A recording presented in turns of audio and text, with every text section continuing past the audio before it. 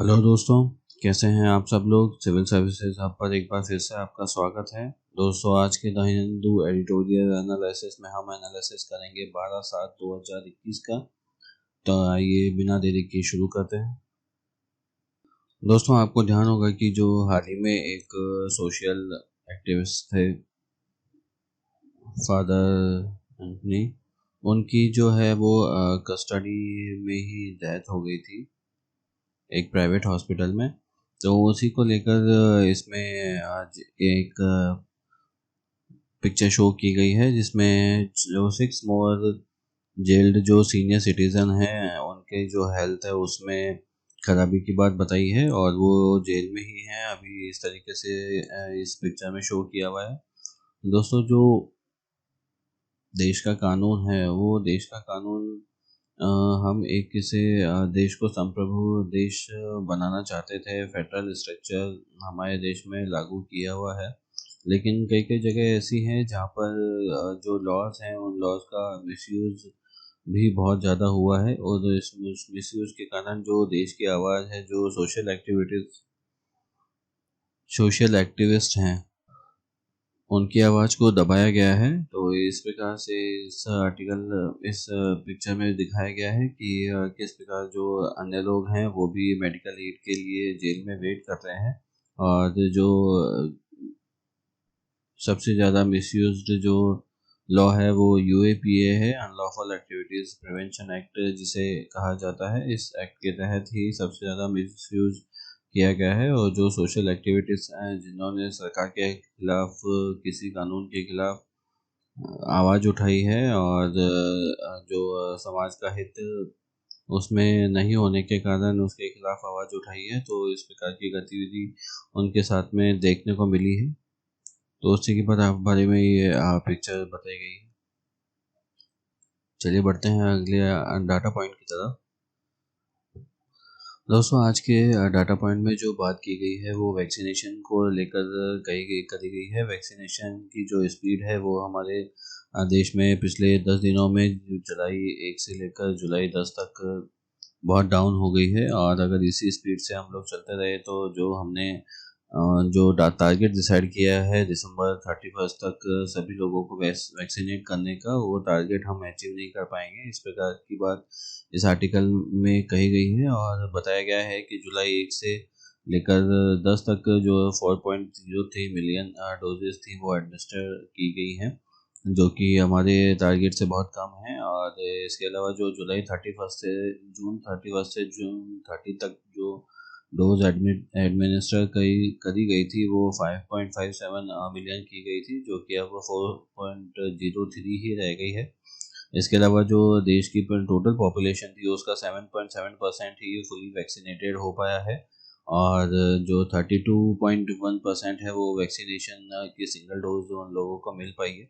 तो इस प्रकार की बात इस आर्टिकल में कही गई है। और जो मेजर जो स्टेट हैं जिनमें इस वैक्सीनेशन को लेकर जो कमी आई है उसमें राजस्थान, मध्य प्रदेश और गुजरात जो हैं वो ये स्टेट मेन हैं जिनमें कि वैक्सीनेशन की स्पीड काफ़ी ज़्यादा धीमी हो गई है।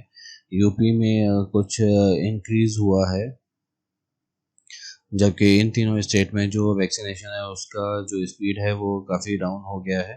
तो इस प्रकार की स्थिति इसमें दिखाई गई है। और जो डेली अगर हमें हमारा टारगेट अचीव करना है तो हमें डेली जो 8.65 मिलियन डोज का टारगेट अचीव करना है, उस टारगेट से आधा ही हम लोग अचीव कर पा रहे हैं।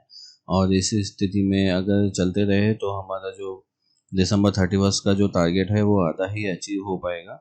आप इससे जो प्रेडिक्शन है उसमें देखेंगे कि किस प्रकार से जो दिल्ली डोज है उसके हिसाब से अगर हम देखें तो हमारा जो टारगेट है वो किस प्रकार अचीव हो पाएगा। अगर 3.65 जो हमारा अप्रैल में एडमिनिस्टर था वैक्सीन का, उसके हिसाब से 1071 मिलियन डोजेज ही लगाई जाएंगी और इस प्रकार से 5.57 भी अगर हम चलते हैं तो 1365 ही हो पाएगा। और जो हमारा अभी करंट है और उसके हिसाब से अगर चलेंगे तो 1081 का टारगेट ही हम अचीव कर पाएंगे, जो कि 1889 मिलियन डोजेस के हमारे जो टारगेट है उससे काफ़ी कम है। लगभग 40% इसमें डिक्रीमेंट आ जाएगा। तो इस प्रकार की बात इस डाटा पॉइंट में कही गई है कि वैक्सीनेशन की जो स्पेस है उसे हमें बढ़ाना होगा, कम तो हमें किसी भी कीमत पर नहीं होने देना है।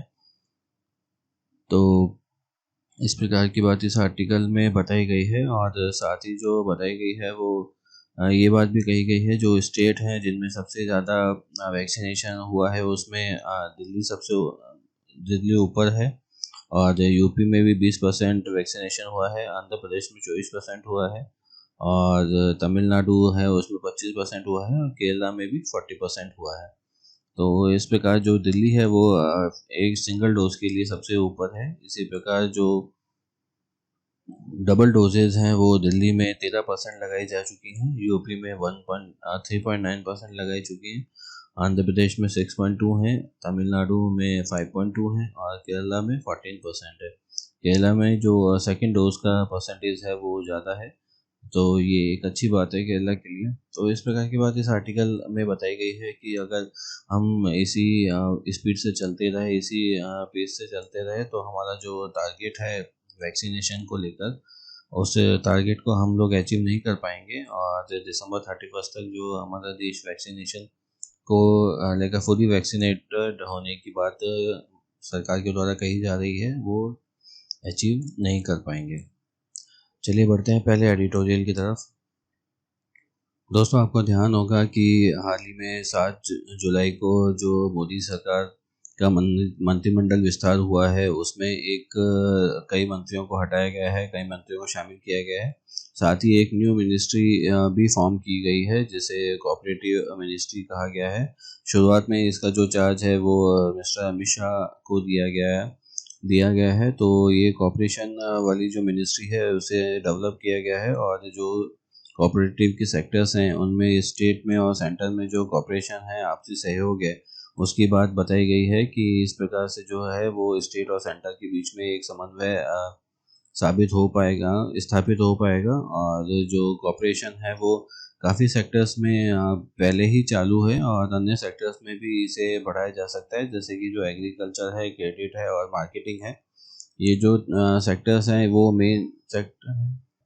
तो इस प्रकार से जो कॉपरेशन है वो इन 3 सेक्टर्स में ही मेजर तौर पे होता है, जिसमें कि जो मेजर कोऑपरेटिव का सेक्टर है उसमें इफ़को सबसे पहले आता है, जो कि एक फर्टिलाइज़र फर्म है, और सबसे ज़्यादा शेयर ये बियर करती है। और इस प्रकार से जो कॉपरेशन और इंडस्ट्रीज़ में लाया जा सकता है वो मिल्क है, कॉटन है, हैंडलूम है, एडिबल ऑयल है, शुगर है, फिशनरीज़ हैं। इस प्रकार की कई ऐसी चीज़ें हैं जिसमें कि कोऑपरेटिव को लागू किया जा सकता है, लेकिन इसमें एक बात ये है कि जो कोऑपरेटिव में आपसी सहयोग के ऊपर जो बात इसमें कही गई है वो ये कही गई है कि जो कोऑपरेटिव स्ट्रक्चर जो तैयार किया जाएगा उसमें अगर पॉलिटिकल बेनिफिट अगर देखा जाएगा, पॉलिटिकली अगर इसे चलाया जाएगा, तो इस प्रकार कई स्टेट हैं जो सेंटर से जिनका तालमेल अच्छा होगा, सेंटर के अकॉर्डिंग ही वो गवर्नमेंट फॉर्म होगी, उसमें कॉपरेशन अच्छा होगा। और कॉपरेशन अगर अच्छा होगा तो उस स्टेट का डेवलपमेंट भी बढ़िया होगा, और इसकी विपरीत अगर कॉपरेशन ठीक नहीं होगा तो स्टेट का जो डेवलपमेंट है वो भी प्रॉपर तरीके से नहीं हो पाएगा। इस प्रकार से वो स्टेट अपने डेवलपमेंट के एरिया में पिछड़ जाएगा, और कॉपरेशन प्रॉपर नहीं होने की स्थिति में कई साइड इफ़ेक्ट भी उस स्टेट को झेलने पड़ सकते हैं। तो इस प्रकार से बात इस आर्टिकल में कही गई है कि उनको इग्नोर भी किया जा सकता है। हालांकि जो कोऑपरेटिव सोसाइटीज़ हैं उनके लिए रेगुलेशन के लिए आरबीआई ने पहले ही रूल बना रखा है, वो सभी के लिए मान्य है, और कोऑपरेटिव सोसाइटी खोलने का जो है वो फंडामेंटल राइट्स में भी इसे प्रोवाइड किया गया है। तो इस प्रकार की बात इस आर्टिकल में कही गई है, और साथ ही जो मल्टी स्टेट कोऑपरेटिव सोसाइटीज़ का जो लॉ पास हुआ है वो भी 1904 में भी पास हुआ है, और 2002 में भी पास हुआ है। और इसके अलावा जो कोऑपरेटिव जो सेक्टर है, जो कोऑपरेटिव का जो सब्जेक्ट है, वो दोस्तों स्टेट सब्जेक्ट में आता है, और स्टेट सब्जेक्ट में आने के कारण जो इसका डिस्क्रिशनरी पावर है, इसके ऊपर डिसीजन लेने का जो पावर है वो इस स्टेट के पास में आता है। लेकिन अगर सेंटर में इस प्रकार की अगर कोई पॉलिसी या मिनिस्ट्री फॉर्म हो गई है, तो ऐसी स्थिति में जो डिसीजन है वो सेंटर के द्वारा लिए जाएंगे, और कॉरपोरेशन से रिलेटेड कोई भी अगर डेवलपमेंट किया जाएगा तो वो केंद्रीय सरकार की जो मिनिस्ट्री है जो अभी हाल ही में नई फॉर्म हुई है उसके द्वारा किया जाएगा। तो इस प्रकार वो स्टेट का जो पावर है वो कॉपरेशन कोऑपरेटिव को लेकर, वो पावर इनका छिन जाएगा, और इस प्रकार से जो कॉन्स्टिट्यूशनल जो वैलिडिटी है वो इस मिनिस्ट्री की खतरे में पड़ सकती है। तो इस प्रकार से इसको फॉर्म करना जिसे चैलेंज भी किया जा सकता है, क्योंकि जो स्टेट सब्जेक्ट है कोऑपरेटिव, तो इसी के बारे में इस आर्टिकल में कंप्लीट बात की गई है। चलिए बढ़ते हैं अगली आर्टिकल की तरफ। दोस्तों, इस आर्टिकल में जो बात की गई है वो केरला के द्वारा एक एंटी डिस्क्रिमिनेशन जो लॉ बनाया जा रहा है उसके बारे में बात की गई है। केरला में हाल ही में एक एंटी डिस्क्रिमिनेशन लॉ ड्राफ्ट किया गया है, जिसके बारे में यहाँ की जो सरकार है उन्होंने अपने मैनिफेस्टो में बात की गई थी, और इस मैनिफेस्टो में 2021 में भी वादा किया गया था, और इससे पहले की जो गवर्नमेंट थी उसमें भी वादा किया गया था।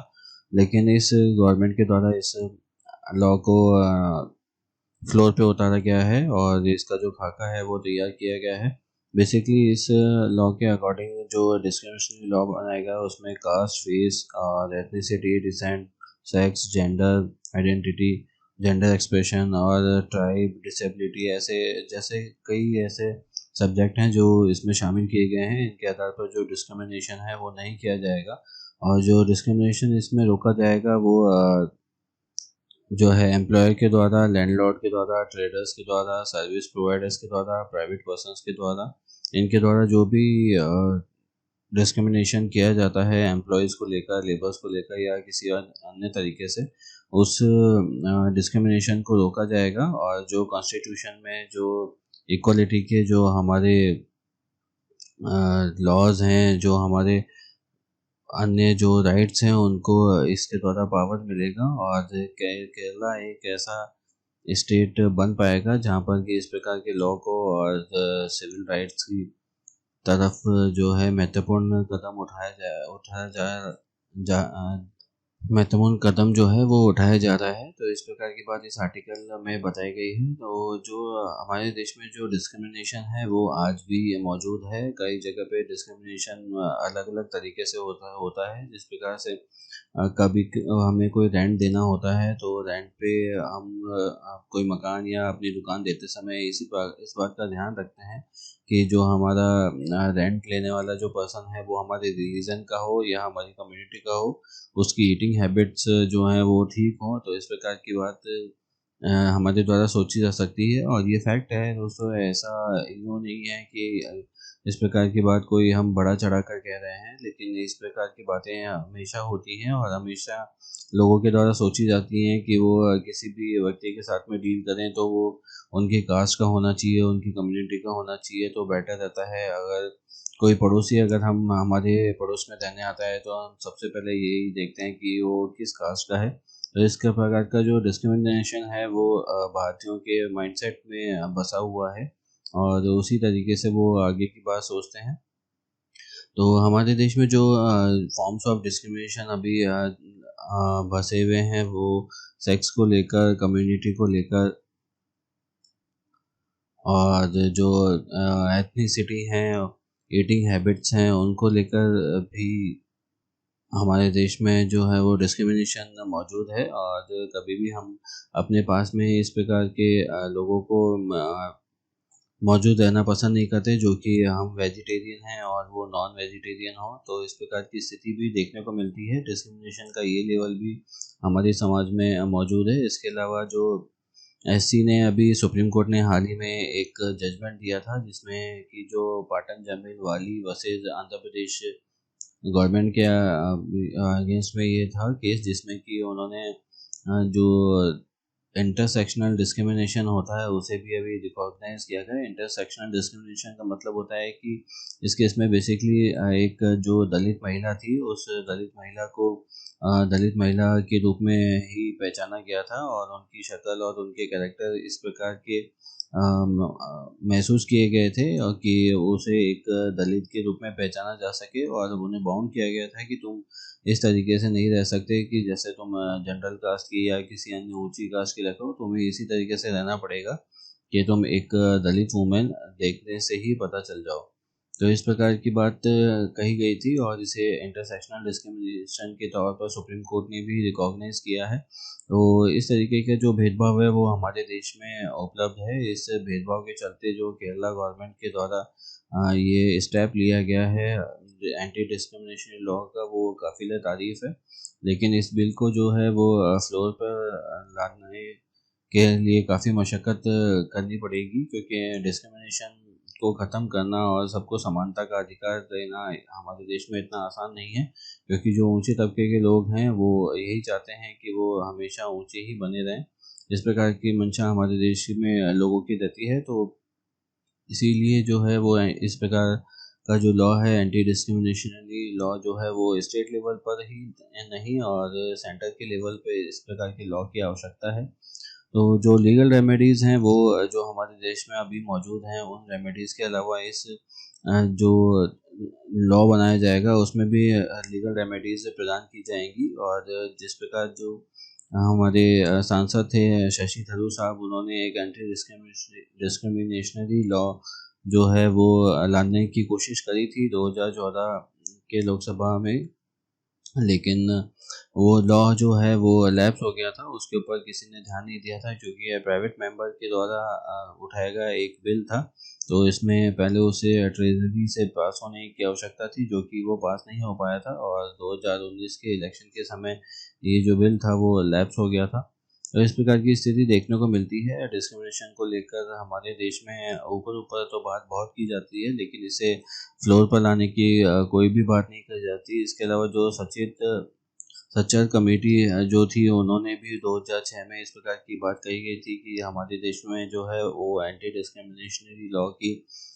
डिस्क्रिमिनेशन लॉ की बहुत ही ज़्यादा आवश्यकता है। तो इस प्रकार की बात इस आर्टिकल में बताई गई है कि जो डिस्क्रिमिनेशन है, जो भेदभाव है, वो हमारे देश में बहुत ही लेवल पर बसा हुआ है। एक कम्युनिटी की जो आदतें होती हैं, जो भी उनका तरीका होता है रहन सहन का, या जो भी उनका लिबास होता है या पहनावा होता है, उस पहनावे को दूसरी कम्युनिटी के द्वारा पसंद नहीं किया जाता, और उसके आधार पर भी इसमें भेदभाव किया जाता है। तो इस प्रकार की चीज़ें भी इस डिस्क्रिमिनेशन जो लॉ है उसके अंदर शामिल की गई हैं। और जो हमारे फंडामेंटल राइट्स हैं, जिसमें हमें समानता का अधिकार दिया गया है, उसमें उसके अलावा भी जो भेदभाव का जो तरीका हमारे देश में व्याप्त है, उस भेदभाव को भी हटाने की कोशिश इस लॉ में की जाने वाली है। तो इस प्रकार का जो लॉ है वो सेंटर लेवल पर भी आवश्यक है। सेंटर को भी इस प्रकार के लॉ को बनाने की कोशिश करनी चाहिए। और एक हाल ही में जो supreme court, Delhi supreme court है, उसने भी कहा था कि एक यूनिवर्सल सिविल कोड की देश में आवश्यकता है और यूनिवर्सल सिविल कोड बनाया जा सकता है। तो इस प्रकार से इस आर्टिकल में एंटी डिस्क्रिमिनेशन जो लॉ केरला के द्वारा बनाया जा रहा है उसके बारे में बात की गई है, और डिस्क्रिमिनेशन को समझाया गया है कि किस स्तर पर डिस्क्रिमिनेशन हमारे देश में मौजूद है। चलिए बढ़ते हैं अगले आर्टिकल की तरफ। दोस्तों, इस आर्टिकल में जो बात की गई है वो इंडिया, जापान और इटली के बीच में जो एक ट्राइलेटरल कॉर्पोरेशन है उसके बारे में बात की गई है। और ये बताया गया है कि जो इटली है उसके द्वारा जो भारत को एक इशारा किया गया है चाइना के बारे में बात कर कर, तो उसको जो इंडिया है वो एक पॉजिटिव एक्सपेक्ट की तरह ले सकता है और इटली के साथ में आगे बढ़ सकता है। दोस्तों, हाल ही में जो इटली है उसने चाइना के बारे में ये बात कही है कि चाइना में जो राइट्स का जो ह्यूमन राइट्स को लेकर जो भी उल्लंघन हो रहा है उसके बारे में यूरोपियन यूनियन को कार्य करना चाहिए, और यूरोपियन यूनियन को आगे आकर चाइना को भी रोकना चाहिए इस प्रकार के कृत्य करने के लिए। जैसा कि पेंडेमिक के केस में उन्होंने कहा है, पेंडेमिक के केस में जो उसकी उत्पत्ति बताई जा रही है वो चाइना से ही बताई जा रही है। तो ऐसे केस में जो ह्यूमैनिटी के लिए चाइना जो है वो बहुत ही खतरनाक है, और जिस प्रकार से वो प्रगति कर रहा है भविष्य में ह्यूमैनिटी को खतरा होगा ही। तो इस प्रकार से जो इटली ने अपनी अप्रोच दिखाई है, वो अप्रोच हमारे लिए एक पॉजिटिव साइन है। और जैसा कि हमारे यहाँ कहावत भी है कि जो दोस्त जो दुश्मन का दुश्मन हमारा दोस्त होता है, तो इस प्रकार की बात इसमें कही गई है। चाइना को हम भी जो है वो रोकना चाहते हैं, और इटली ने भी ऐसा डिसीजन दिया है, ऐसा साइन दिया है। तो इस प्रकार से इटली को हम अपने साथ लेकर एक इंडिया, इटली और जापान का एक ट्राइलेटरल फॉर्म बना सकते हैं, और जो इंडो पैसिफिक रीजन है उस रीजन में अपनी प्रेजेंस बढ़ा सकते हैं। तो इस प्रकार की बात इस आर्टिकल में कही गई है कि जो एक क्लियर स्ट्रेटजी हमारे को लेकर चलनी होगी, और उस क्लियर स्ट्रेटजी के तहत जो इटली है उसका साथ हमें लेना होगा, जापान का साथ हमें लेना होगा, और इस प्रकार से जो डिप्लोमेटिक एक्शन है उससे हम पूरा करके इंडो पैसिफिक रीजन में अपनी प्रेजेंस बढ़ा सकते हैं। और जो इनके द्वारा जो पॉलिसी फॉर्म की जाएगी उस पॉलिसी को रेस्पेक्ट कर कर उसे मानकर हम आगे बढ़ सकते हैं। तो इस प्रकार का जो ट्राइलेटरल कॉपरेशन है उसे डेवलप करके हम इंडो पैसिफिक रीजन में अपनी स्थिति बढ़ा सकते हैं। और जो बीजिंग के द्वारा जो अपनी प्रेजेंस वर्ल्ड में बढ़ाई जा रही है, ज़बरदस्ती बढ़ाई जा रही है या किसी और तरीके से बढ़ाई जा रही है, तो उसे हम रोक सकते हैं, और जो इकोनॉमिक ग्रोथ है वो हमारे देश की कर सकते हैं। क्योंकि इसके अलावा जो अभी G20 का जो समिट अक्टूबर में होने वाला है, उसमें भी इस प्रकार की स्थिति को पैदा होने से रोक सकते हैं। और ये जो समिट होने वाला है वो रोम में होने वाला है, तो उससे पहले हम इस जो ट्राइलेटरल जंक्शन है इसको फॉर्म कर कर अपनी स्थिति मजबूत कर सकते हैं G20 मीटिंग में। और इसके बाद में जब जो 2023 में जब भारत को इसकी अध्यक्षता मिल जाएगी, जब इसकी जो अध्यक्षता है वो भारत के पास में आ जाएगी, तो ऐसी स्थिति में जो भारत है वो आज भी मजबूत दिखाई देगा। तो इस प्रकार की बात इस आर्टिकल में कही गई है कि इस कॉपरेशन को इंडिया को जल्द से जल्द फॉर्म करना चाहिए। और इटली ने जो एक संकेत दिया है कि जो चाइना से जो भी खफा हैं, जो भी उनसे उनको प्रॉब्लम है चाइना से, वो लोग इटली के साथ में आ सकते हैं और एक कॉपरेशन फॉर्म करके आगे बढ़ सकते हैं। तो इस प्रकार की बात इस आर्टिकल में कही गई है कि इंडो पैसिफिक रीजन में अगर हमें अपनी प्रेजेंस बढ़ानी है और चाइना से अगर हमें लड़ना है, तो इस प्रकार के कॉपरेशन को हमें समझना होगा, और इस प्रकार के इशारों को समझकर आगे बढ़ना होगा, और इंडिया, इटली, जापान का एक ऑपरेशन फॉर्म करके इंडो पैसिफिक रीजन में अपनी स्थिति मजबूत करनी होगी। चलिए बढ़ते हैं अगले आर्टिकल की तरफ। दोस्तों, इस आर्टिकल में जो बात की गई है वो देश के युवा को लेकर बात की गई है। जो देश में जो यूथ की अभी स्थिति, उस स्थिति को जो देश के जो लीडर्स हैं, देश की जो गवर्नमेंट है उसको सुधारना होगा। और जो यंग पीपल है वो हमारे देश के डेवलपमेंट के लिए और उसके आगे के प्रोसेस के लिए ही उत्तरदायी होते हैं, इसलिए हमें यूथ को संभालना बहुत ज़रूरी है। और जो हमारी पॉपुलेशन है वो अभी काफ़ी ज़्यादा यूथ पे डिपेंडेंट है, यूथ के ऊपर है। और यूनाइटेड नेशंस डेवलपमेंट प्रोग्राम के अकॉर्डिंग जो देश की पॉपुलेशन कंट्रोल की जो पॉलिसी है, उस पॉलिसी के अकॉर्डिंग जो हमारा टारगेट है वो उससे 12 साल पहले ही हम जो हमारा पॉपुलेशन कंट्रोल का जो टारगेट है उस टारगेट को अचीव कर लेंगे। तो इस प्रकार की बात इस आर्टिकल में बताई गई है कि जो देश का युवा है उस युवा को हमें संभालना बहुत ज़रूरी है, क्योंकि जो इस देश का जो 62% हिस्सा है वो 62% हिस्सा अभी यूथ में आता है। और इस प्रकार से जो देश का बहुत बड़ा हिस्सा यूथ पे है, और डेमोग्राफिक डिविडेंड का जो सबसे बड़ा बेनिफिट है वो हमारे देश को ही मिला हुआ है। इसके विपरीत जो हमारा देश है वो अभी 62वें पायदान पर है यहाँ पर स्टूडेंट एजुकेशन पे खर्चा करने पर। और जो एजुकेशन का जो हमारे जीडीपी में हिस्सा रहता है वो भी काफ़ी कम रहता है, लगभग 4% के समथिंग यह पिछले साल था, और 3.4% के समथिंग यह इस साल था। तो इस प्रकार की स्थिति हमारे को देखने को मिलती है कि जो एजुकेशन है उस एजुकेशन को लेकर जो गवर्नमेंट है वो सीरियस नहीं दिखाई देती है। और एजुकेशन नहीं होने की स्थिति में जो ये यूथ है वो नेगेटिव दिशा में डाइवर्ट हो जाता है और गलत कामों को करने को मजबूर हो जाता है। एक और जहाँ हमारे देश के युवा में बेरोजगारी को लेकर बेरोजगारी को लेकर और कई अन्य चीज़ों को लेकर, हेल्थ इशू को लेकर, महंगाई को लेकर काफ़ी इश्यूज़ हैं। इस स्थिति से निपटने के लिए जो देश की गवर्नमेंट है उसे कोई ना कोई पॉजिटिव स्टेप उठाना होगा और देश के जो एजुकेशन सिस्टम है उसे सुदृढ़ करना होगा, ताकि जो देश का हर युवा है वो काबिल बन सके और उसके अंदर जो प्रतिभा है उस प्रतिभा के अकॉर्डिंग वो अपने आप को डेवलप कर सके। तो इस प्रकार की बात इस आर्टिकल में कही गई है कि जो गवर्नमेंट है उसे गवर्नमेंट को यूथ का जो डेवलपमेंट है उसके तरफ कार्य करना चाहिए और यूथ को डेवलप नहीं अगर गवर्नमेंट कर पाएगी तो भविष्य में जो देश की स्थिति है वो काफ़ी ख़राब होने वाली है। इस प्रकार की बात इस आर्टिकल में कही गई है। तो चलिए बढ़ते हैं अगले आर्टिकल की तरफ। दोस्तों इस आर्टिकल में जो इन्फॉर्मेशन दी गई है वो हाल ही में जो ओबर और यूनेस्को के द्वारा एक कैंपेन चलाया जा रहा है टीचर्स को लेकर, उस कैंपेन के बारे में बात की गई है। इसमें जो तमिलनाडु के 3 डिस्ट्रिक्ट हैं, तिरुचिरापल्ली, चेन्नई और कोयम्बटूर,